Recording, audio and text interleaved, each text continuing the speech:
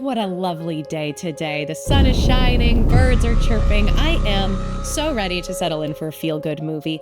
Ridley, what's on the agenda for today? Oh, thank you, good sir.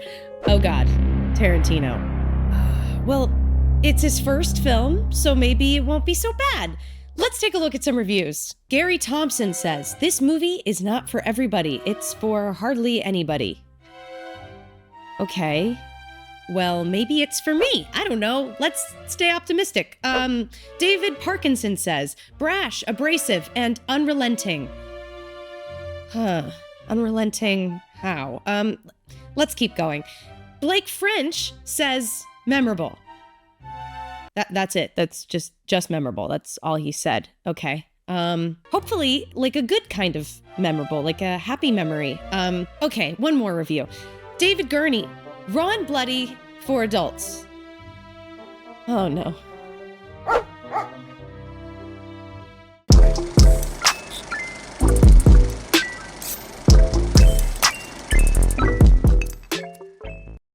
me tell you what Like a Virgin's about. It's all about a girl who digs a guy with a big The entire song. It's a metaphor for big Wait, opening Quentin, is he in this scene? It sounds like him. Whoa, baby. I mean, this cat is like Charles Bronson in The Great Escape. He's digging tunnels. All right, now she's getting a serious action. I'm getting flashbacks to that clip of Quentin explaining the meaning of the movie Top Gun. Beating the Russians. The keys are beating the Russians, all right? All right, everybody cough up some green for the little lady.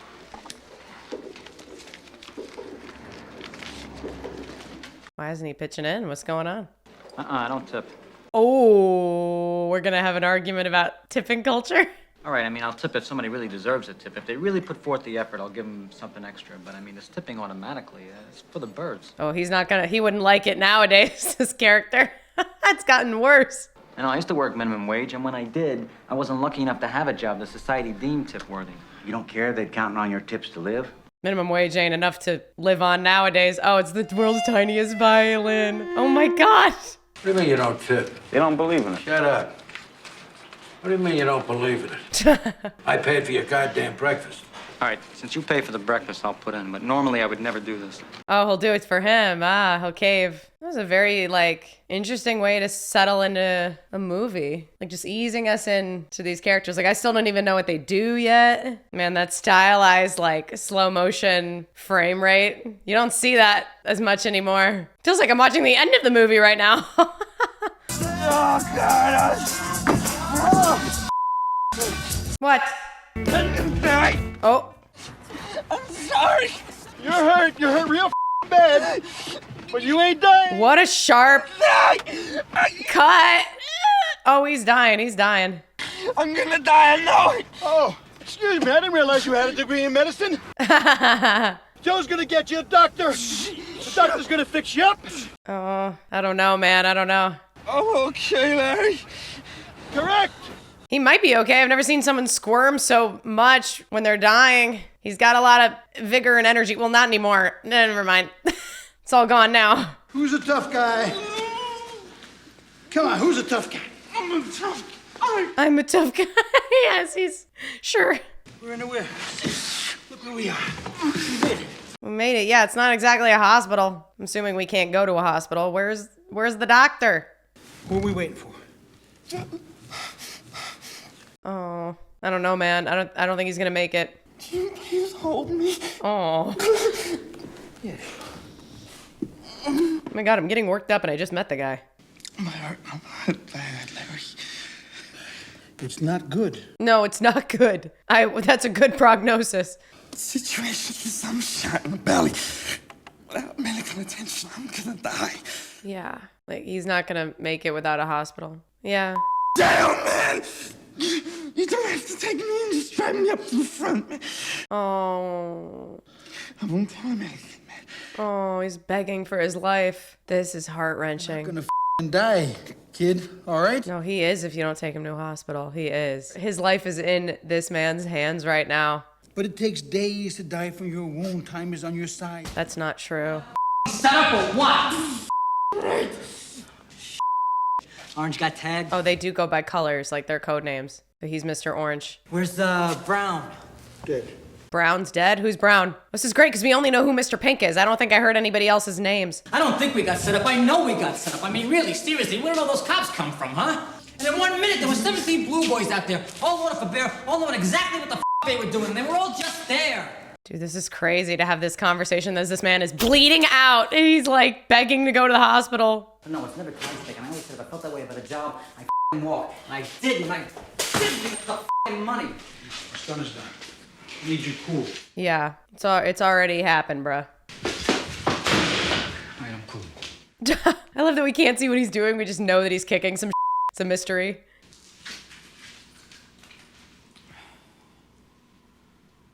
Dude, this scene is so suspenseful. I'm like scared. Just the hanging on that wide shot for so long was so unsettling. Feels like something's gonna happen when you're that far away. But they didn't make it, they didn't move until after Mr. Blonde started shooting everybody. I mean, that's how I know we were set up. Come on, Mr. White. I mean, you could see that. Look. So he's Mr. White. White Wait, man. Don't tell me your f***ing name, man. I don't want to know it. Oh, the other guy's calling him Larry. We know his name is Larry. How did you get out? I shot my way out. Everybody started shooting, so I blasted my way out of there.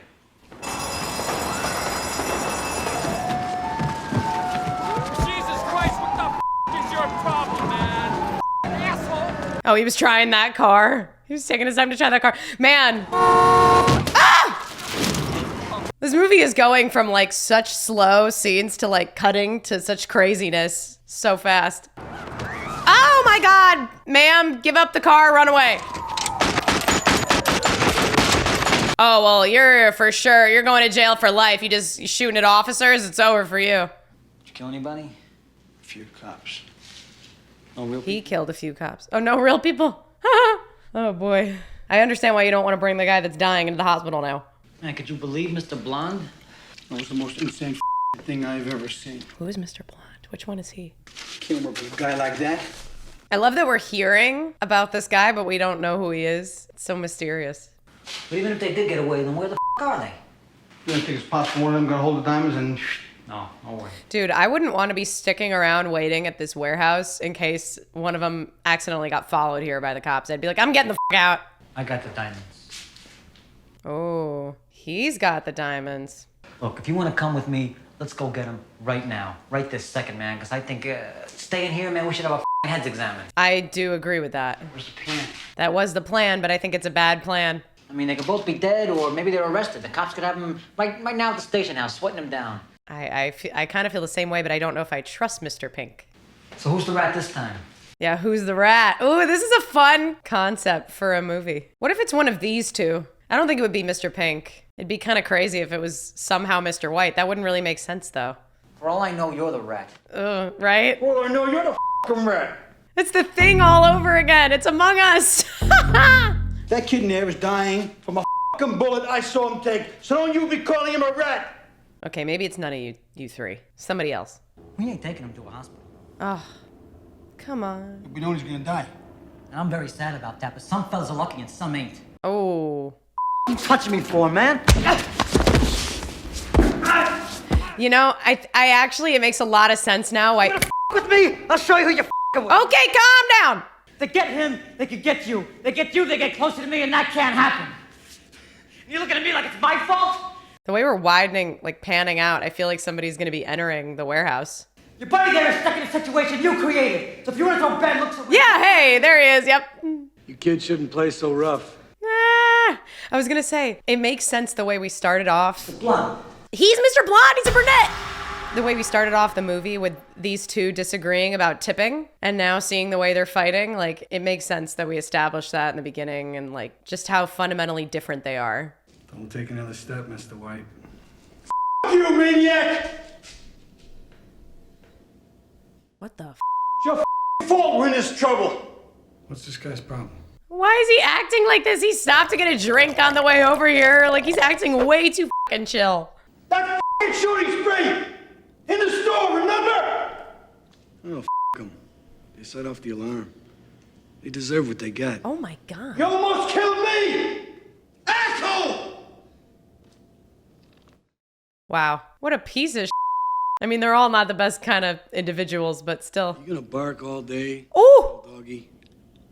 Or are you gonna bite? Ooh. I'm sorry, I didn't catch it. Would you repeat it? Oh, if he repeated it, I would shoot him. If I was this guy, I'd be like, I would kill him. Homicidal to be working with the cops. Really? I mean, I guess, yeah, that's a fair point. It's a good point. If he was killing a bunch of random civilians, he's not a cop. I got something outside that I'd like to show you guys, so follow me. What? Why is he so sus? I'm sure you'll like it. Come on. Oh my God. What could it be? Is it like a dead person or somebody dying in the back of his trunk? He does have somebody in the trunk of his car, huh? Maybe a boy in blue. Oh, okay. Oh, it's a cop! Oh my God! They're crazy! He kidnapped a cop! Vic Vega's outside. Hold on. Oh, Vic Vega. Oh, tell him to come in. Oh, is that Mr. Blonde's name, Vic? Hey, welcome home, Vic.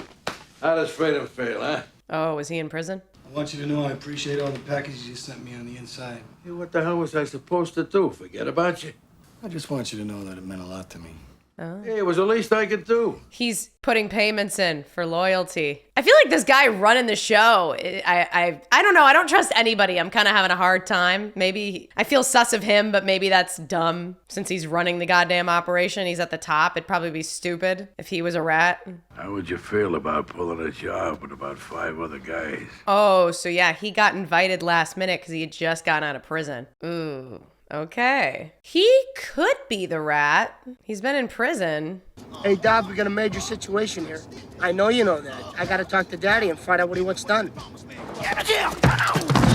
Is that the major situation? The kidnapped cop? Yeah. I'd say that's a major situation. Oh yeah, he wouldn't be, obviously, okay, I'm a dumbass. He wouldn't be a rat. He kidnapped a cop. He's not the rat. Holy Orange is dead. No, he's not dead. He's almost dead. He will be if we don't get him taken care of. He's probably gonna die. Poor Orange, there's no hope for him. So he just show up on set to have a few scenes and then just chill, laying on the floor in most of them. They probably had a stand-in for his body, but like if this was a play, because this really does feel like a play, there would just be an actor laying on the floor the whole show. Snake Charlie, what do you think? I'll call a doctor. They'll fix him right up. No one is calling a doctor though. It has not happened. And if you think Joe's pissed off, that ain't nothing compared to how pissed off I am at him for putting me in the same room as that bastard. You see what I've been putting up with, Eddie? Oh my God. I walked in. The door opening. Oh my God. That's so fun. Like a happy little accident. Good instinct from the actor there. I mean, I would assume that that wasn't supposed to happen. This whole thing really just feels like a play to me. I love it. Just these long scenes with dialogue heavy, sitting in, lots of tension, not a lot of changing sets. White and pink, you come with me, because if Joe gets here and he sees all these cars parked outside, I swear to you he's going to be just as mad at me as he is at you.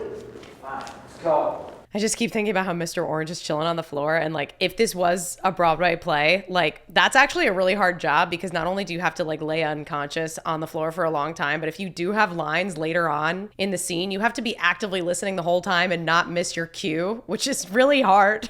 Alone at last. Oh God, he's probably terrified. This poor cop. He's like, I just want to go home, man. I don't really give a good what you know or don't know, but I'm gonna torture you anyway. Oh. It's amusing to me to torture a cop. Oh my God. Say anything you want, because I've heard it all before. All you can do is pray for a quick death. You really should have gagged him before you had put duct tape over his mouth if you didn't want him to scream. Poor dude. Oh God, no. This guy is a psychopath. He's crazy. You ever listen to Kay Billy's Super Sounds of the 70s?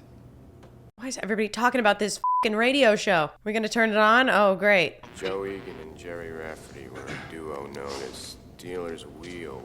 Dude, whoever's recording this radio show sounds depressed.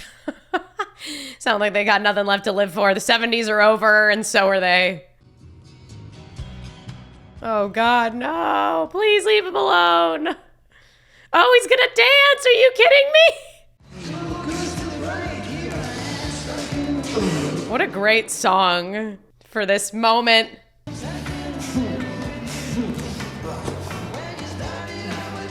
What did you do? He took off an ear. He was like, listen to the radio show, motherfucker. Don't go anywhere, I'll be right back. You're gonna leave the warehouse? Why? You got blood on you, dude. Gasoline.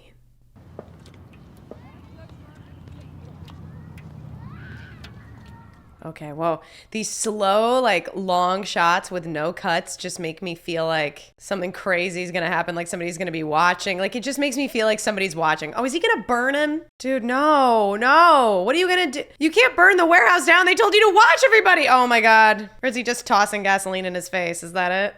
Please! That burn a little bit?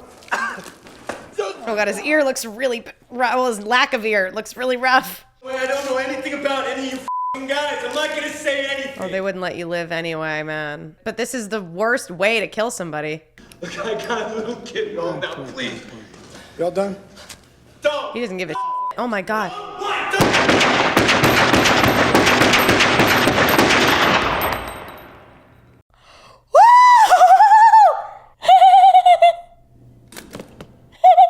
He's the rat? Or did he just not want to let the guy die? Because he is dying, bruh.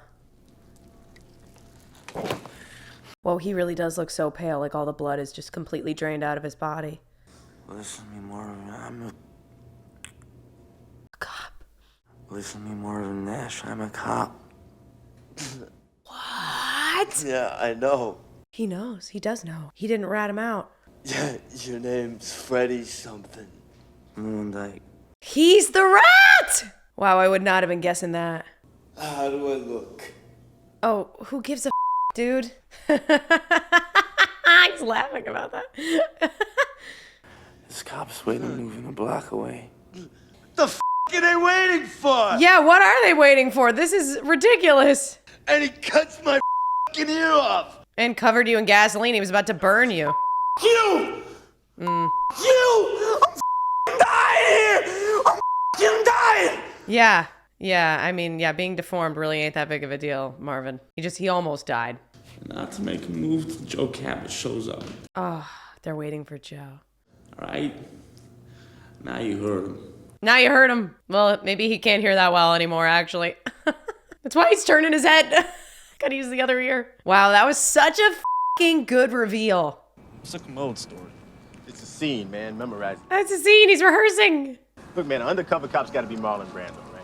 To do this job, you got to be a great actor. I mean, I bought it hook, line, and sinker. I really did not think he was the rat. It was a great reveal. This was during the Los Angeles marijuana drug, 1986.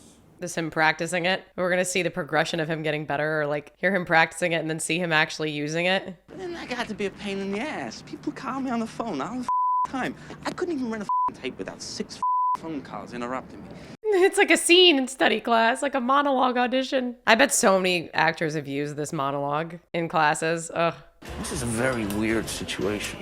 Is this him actually using it? Back in '86, there was a major drought. Oh yeah, here we go. He's using it. Her brother usually goes with her, but he's in county unexpectedly. What for?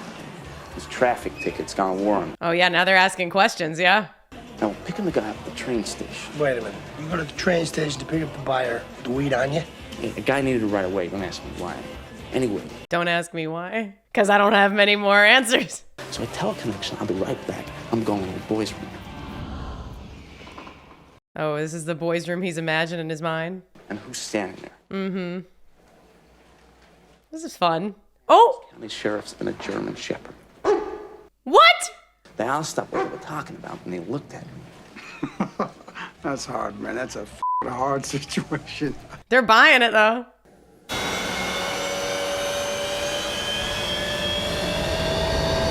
That's how loud the dryer is. They're all staring at him. The slow motion of it all. The dog. Oh my God, this is ridiculous.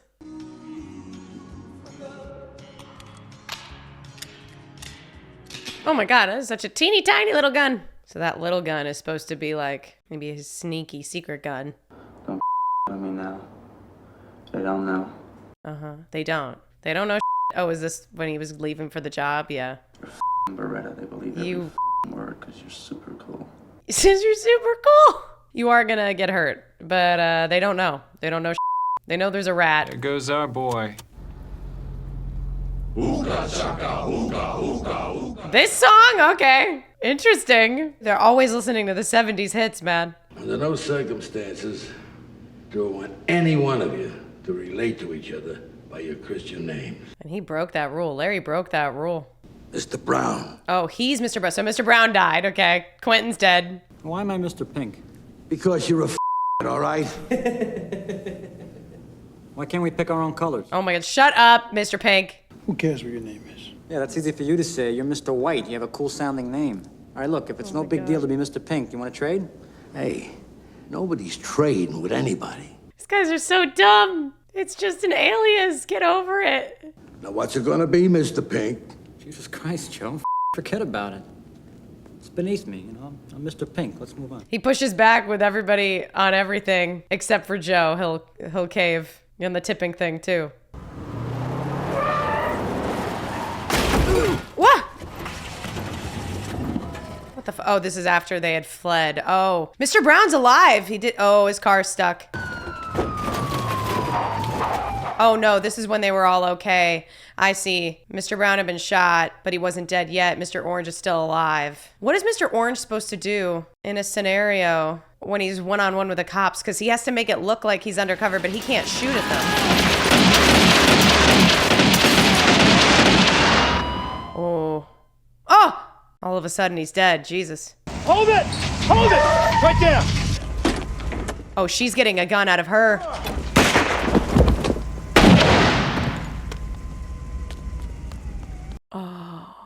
Oh, he had to shoot her. Oh. I'm gonna die, I know. I love that reveal of like the sequence of events going so out of order. Lyle went crazy. Slashed the cop's face. Cut off his ear. Was gonna burn him alive. This cop? Right. He was gonna kill the cop and me. When you guys walked through the door, he was gonna blow to hell and make out for the diamonds. Yeah, they don't give a shit about the cops, so now you're suspicious. What'd I tell you? That sick piece of was a stone cold psycho. Oh, Mr. White, he's all in on Mr. Orange. He doesn't know. I don't buy it. Doesn't make sense. Steve Buscemi's face. I fucking love him. You're telling me that this very good friend of mine Oh yeah, he's not buying it. Ooh. did 4 years for my father. Oh, he's mad now. Who in 4 years never made a deal no matter what they dangled in front of him. You're telling me that now that this man is free, and we're making good on our commitment to him, he's just gonna decide out of the fucking blue to rip us off? Well, no, it wasn't Mr. Blue. It was Mr. Orange. What the hell for? Oh, he's here! Uh-oh. Oh, he shouldn't have come. That lump of shit's working with the LAPD. I don't have the slightest idea what you're talking about. He's still acting his ass off while he's bleeding out on the floor, man. You've made a mistake. Oh. He's a good kid. He's so bought in on him. I understand you're hot. You're super pissed. Oh, Mr. But you're White. barking up the wrong tree. No, you're wrong. It was the only one I wasn't 100% on. And you put him on the job? That's your proof? You don't need proof when you have instinct. I ignored her before, but no more. Oh. Oh. Come on, guys. Nobody wants this. Oh God, Mr. Pink. We're supposed to be f***ing Yeah, well, you're the only professional, dude. Larry, we have been friends, and you respect my dad, and I respect you, but I will put bullets right through your heart. You put that gun down now. What do they all just kill each other and Mr. Pink is the only one left? That'd be hilarious. Larry, stop pointing They just all... my dad!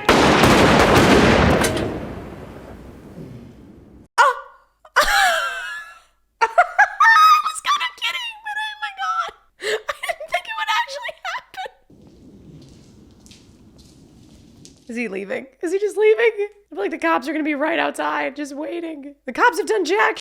They've done nothing. Yeah, get out of here, Mr. Pink. He had the right instincts at the beginning when he was like, I think we should leave. I was saying the same shit. He was right. I love how Joe walked in here and the cops still didn't act. My God, they're horrible. Oh, now they're finally pulling up.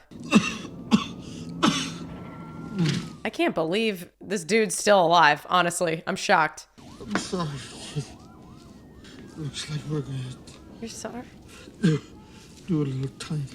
Oh, one of you is. Oh.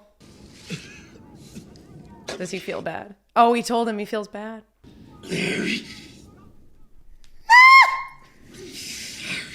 Oh.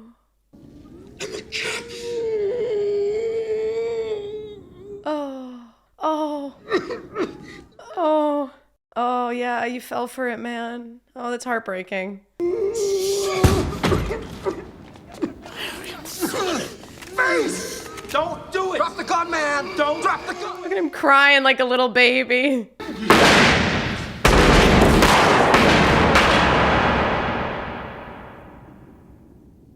Like so upset that he got tricked and he got caught. And that's it. That's the ending. Oh my God. Definitely interesting. I don't know if this film was quite what I was expecting, but at the same time, I didn't really have a lot of expectations getting into this one because I didn't really know what it was about. It really felt a lot like watching a play on screen because there were so many slow dialogue heavy scenes, a lot of sitting in one set, specifically the warehouse, and characters sitting around talking, which does typically feel more like a play to me. Movies like The Whale or the Fences adaptation for the film, like you can really see that those films were adapted from stage plays because they're really just a lot of characters sitting around in one or two sets just talking for the whole movie. There were definitely some interesting fast-paced moments in this movie, and we did cut to some interesting scenes, but for the most part, like the majority of this film really took place in that warehouse with characters sitting around talking, trying to size each other up, trying to figure out what their intentions were. And so in that way, it really felt like a play to me, which I do tend to enjoy a lot of stories like that because I did a lot of theater growing up. I think it was funny that the whole movie centers around this heist going really wrong and the fact that there's this rat in the organization and you're trying to piece together and figure out who the rat is, but we never in fact get to see the actual heist occur.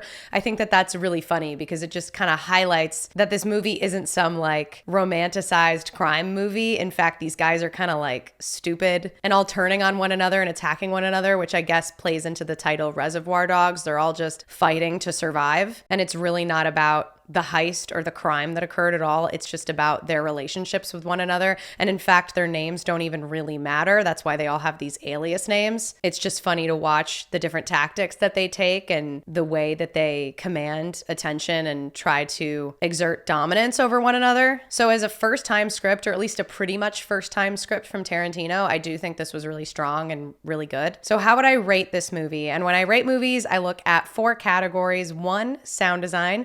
2, production value. 3, acting. And 4, story. With the sound design, I really don't have much to say. I feel like it was pretty decent for what the movie was. I mean, nothing really felt like it was done in post or done in ADR. It didn't really feel super out of place by any means. I think the song choices were pretty interesting. I really enjoyed the scene with Mr. Blonde and the cop, although it was gruesome. I really enjoyed that song choice stuck in the middle. I think was really funny. That Ooga Chaka song choice too was really funny. I just think that the music really helped highlight the comedic moments in this story. We even started off the whole movie discussing songs. So I think that whole like 70s music is a constant undertone for the movie. I don't really know what purpose that served or if it was even to serve a purpose or just something silly to underscore the movie with, but I did enjoy it. I don't really have any cons with the sound design. I know there was one moment in the movie where it seemed like a plane or something flew overhead and it sounded almost like they just decided to not reshoot the scene and not fix that, or maybe they were shooting in an area with a lot of planes. I don't really know.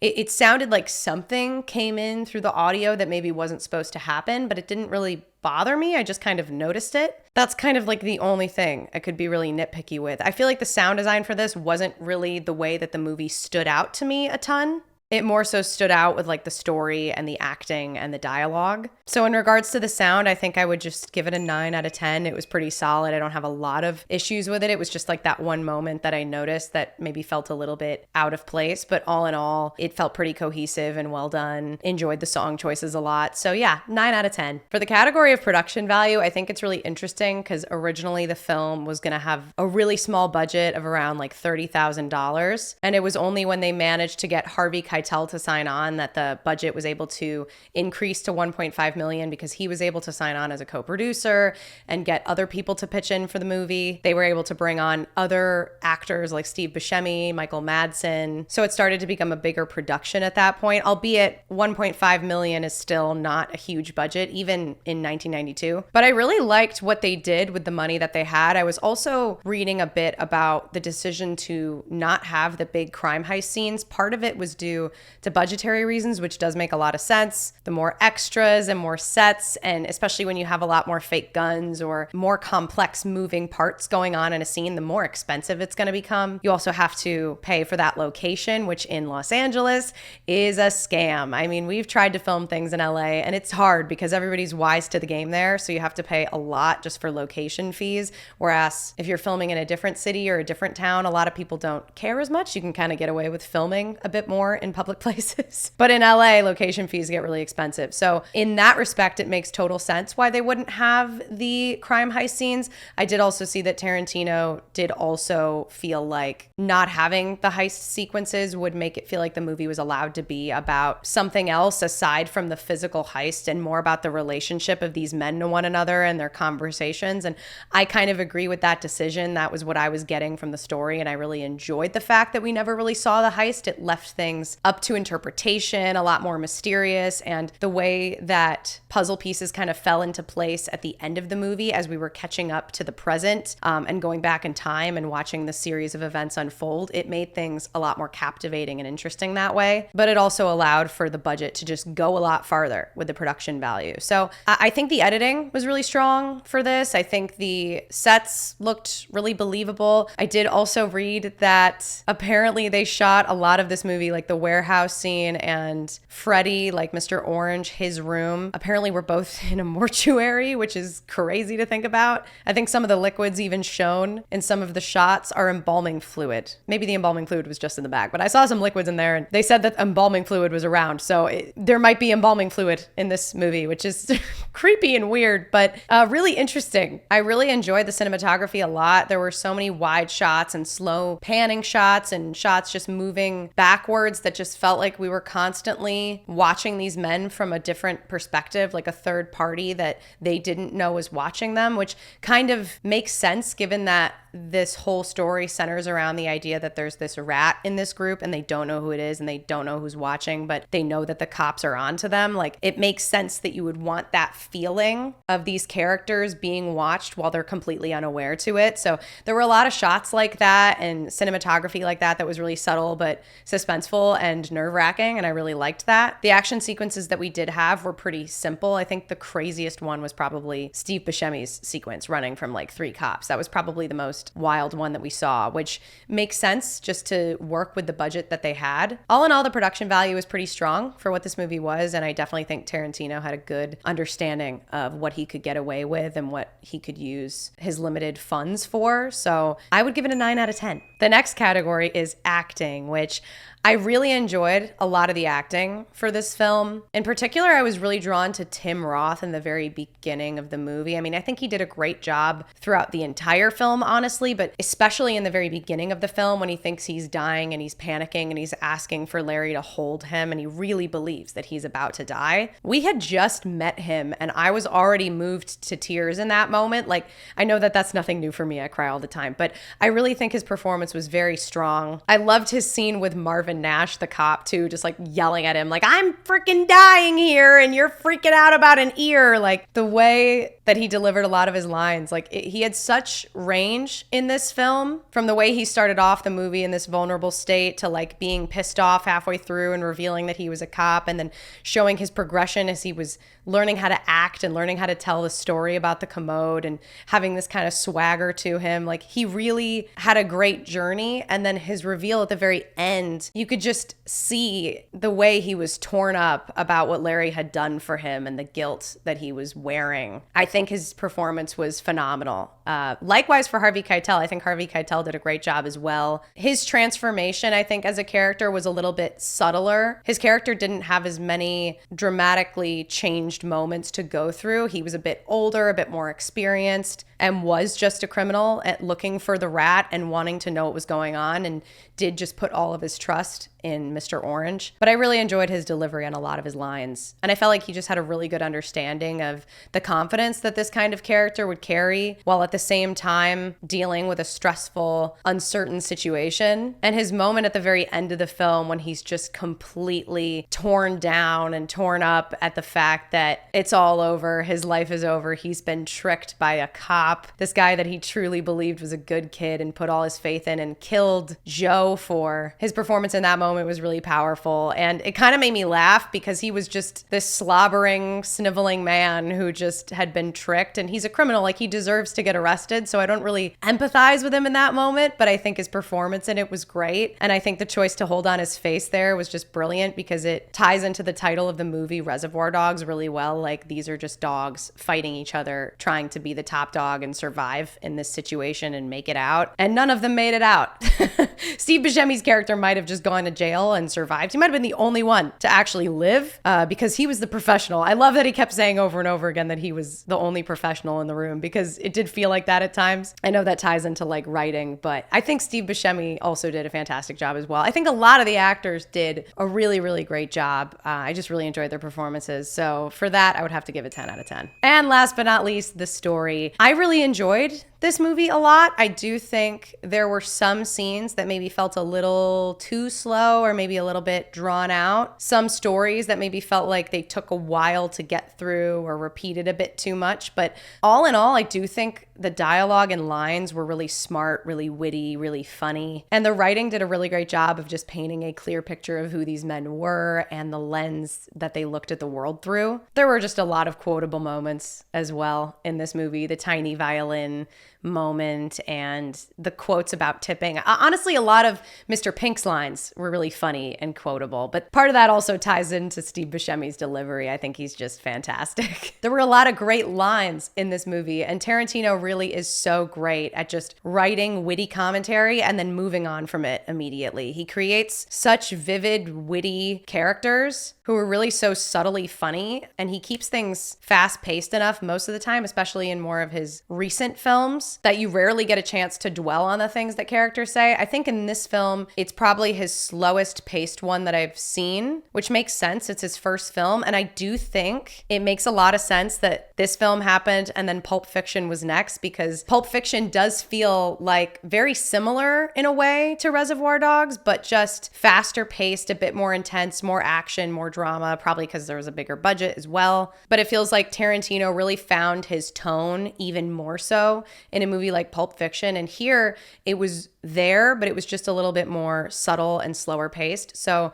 all in all, I really enjoyed the writing for this story. I also think the reveal of Mr. Orange as the rat was just brilliant. Like, I don't know how I didn't see it coming. Maybe it was just that freaking good, but he caught me off guard with that one. I think it was so satisfying. Also, the way that all the men shot each other at the end, that I saw coming a little bit more, but I didn't know if he was actually going to commit to it and do it. It did make sense, but I just think moments like that were so jaw-dropping and so satisfying and shocking. And that is something that Quentin Tarantino does really well. He does shock his audience very well. So I did love the little glimpse of that from his earlier career. I do think the films later in his filmography do a great job of showing a director who's figured out his tone and knows how to tap into it in a more refined way, where this feels a little bit grittier, a little bit messier as he's kind of finding his footing. But for a first-time freaking director, man, it's still really brilliant and still really freaking strong. So I would give the writing a 9 out of 10 for this one. So if I did my math correctly and I remembered my ratings correctly, that would leave me with a score of 37 out of 40, aka a 92 or an A-. And I think that's a pretty fair score. I really enjoyed this movie a lot, and I definitely think it's a testament to Tarantino as a director. But that's all I have for you guys in this video. So if you liked it, please give it a thumbs up so that I know and I can check out more things like this in the future with all of y'all. Of course, let me know your thoughts in the comments down below and anything else you might like me to check out next, and subscribe if you want to. Till the next one, stay golden. Bye.